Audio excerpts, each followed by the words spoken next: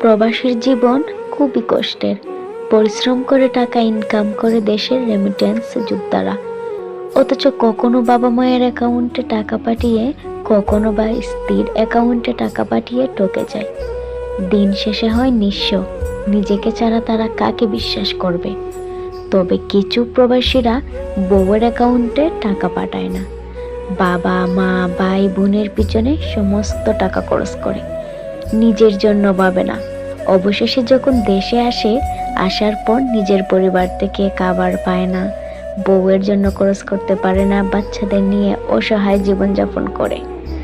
যদি তারা বউয়ের অ্যাকাউন্টে কিছু টাকাও রাখতো, তাহলে হয়তো নিঃস্ব অবস্থায় সেই টাকা বউয়েরা ফেরত দিতে পারত, দিয়ে সাহায্য করতে পারত। কিন্তু প্রবাসীরা ভাই বোন মা বাবা ছাড়া কাউকে বিশ্বাস করে না। তবে সব প্রবাসীরা একরকম